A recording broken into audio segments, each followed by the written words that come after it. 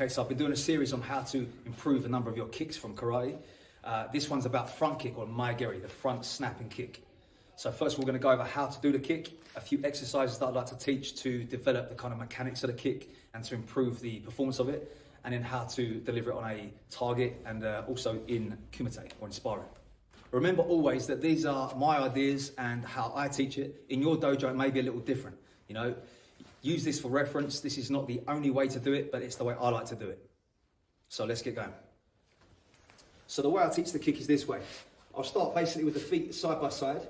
My back foot, or the kicking leg, the leg I'm going to kick with, I'll bring my kicking foot in line with my knee, or my support leg.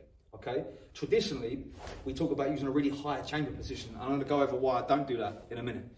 But I like to bring my ankle of the kicking leg in line with the support leg knee. Now from this point here, I have a press forward with the hip. Now this is what is raising the kick or raising the knee to that height that we normally talk about in traditional teaching. So from here, in line with the knee, pop the hip forwards, which then gives the snap to the kick. So the hip driving forwards and back is what's generating that force now.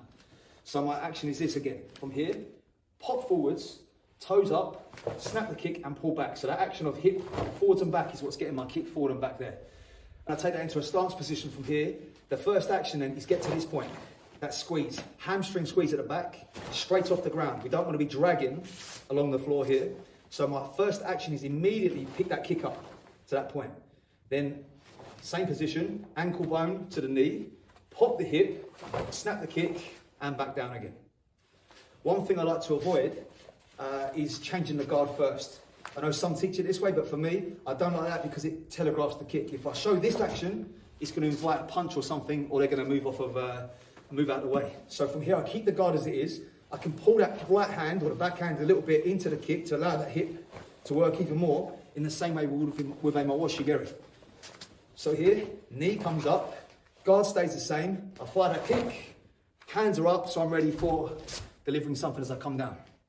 So the reason I don't go with such a high chamber is because I don't want the kick to come up high and then push out from above. I want the kick to almost ride upwards as like a rising kick almost.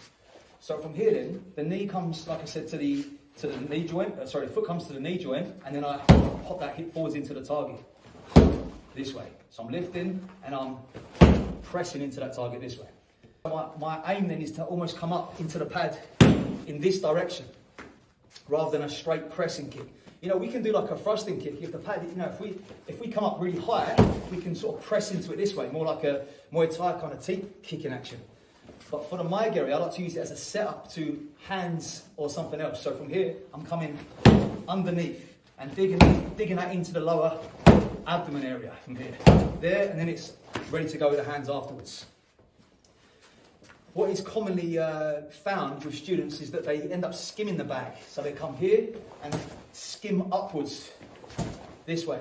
And that's because the hip is not pressing forwards, because we want that hip to come into the kick as we deliver it. It looks like I'm leaning back away from the kick, but my feeling is pressing forwards. So it looks the same. If you was to pause the video at the end point of that kick, there's an angle backwards here. But what I'm doing is I'm moving the hip forwards rather than moving my shoulders back. If I move my shoulders back, I go backwards. So I want to think about hips forwards as I make that kick coming into it. So when delivering the kick then, like I said, I want to try and ride it up underneath his guard this way. So it's coming from the floor in an immediately straight line. I don't want to come up and kind of go in two actions, like a lift and a press. I want the foot to go from the floor to the target in one smooth action this way. And then what I'm doing from there is I'm setting up the hands for something else. So I want to use this kick as a setup for other techniques maybe. Again, we can use that thrusting technique to get distance, but the way I'm doing it right now is not that version. One exercise I like to use when I'm teaching this kick is this one from the floor. So his body is supported by his hands and his feet, and his hips are off the ground. I want to train that pressing action with the hip and the snapping back of the kick, that hikiashi action where the foot is returning to that chamber point. So he pushes the hips up, fires the kick and stops just as he comes down. So hold the pause on it. So kick one, stop. This is the action I want to try and train. Okay, so then he comes down, fire the hip up, snap the kick and squeeze. So imagine we're squeezing something behind that knee, really contracting the hamstrings. He pops up, one, holds it.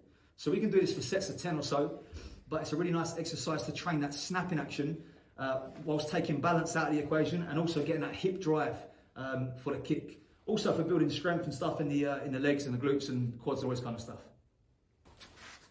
Another exercise I like to use for the chamber position is to take a pad or a glove or a ball and stick it behind the leg and squeeze that position there. So we train that chamber position, holding that, squeezing back against the pad. So I'm actively pressing or crushing the pad under my calf and between my hamstring and calf there. Squeeze that and hold. We can drop that in and work on that snap back from there. We can work on that re-chamber position of the kick. Yeah? So the kick comes out, squeezes back. And that's the exercise. Squeezing behind there, holding that guard up position and just getting that isometric hold. Another exercise I like to do to build strength and conditioning in the legs is to do a lunge into a front kick. So from here, I have the knee touching the floor. Now what this does is it forces me to chamber the kick correctly. So as I come up, my knee must chamber as I come up here. So I'm here and I'm firing that hip and then coming back down again. So again, find that point from that position, drive up through the supporting leg, find that point, snap the kick and back down softly onto the floor. From here, find the point, snap the kick and back down. Here, snap the kick and back down. So we can do that for sets of 6, 8, 10, whatever you're comfortable with doing. But it's a nice exercise to really force that chamber and re-chamber of the kick. So the final thing we need to take care of is the foot position, because we don't want to be breaking our toes on impact. So the target or the kicking, the surface area we're kicking with is the ball of the foot. So one thing I like to do on these mats really is just to kind of tap the floor with the ball of the foot is one idea. So you can keep practicing that while you're kind of just warming up or something. But a more important stretch, I think, or exercise is to sit on your knees and get the toes stretched back, so we're here, and just leaning on one side or the other, just to build that mobility, flexibility, and position in the ankles and the feet. Also, don't forget to check out my sponsors, R Martial Clothing, for martial arts inspired lifestyle, casual and training gear. They've got some really nice stuff on their site. I'll put a link down in the description of this video with a discount code to get you 20% off your first order. So hopefully you fix your Geri with some of those exercises and ideas there. Remember, like I said, this is how I teach the kick. It's not the only way to do the kick. Check with your instructor, your sensei, how you do it, how they do it. But use this as a reference if it helps you out. Let me know in the comments below if this video helped you out. What kick would you like to see next? Subscribe to the channel if you haven't done already, and I'll see you next time.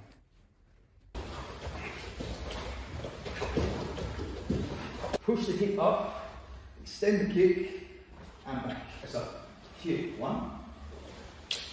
Then kick, and kick together, 2. So that's the hip action.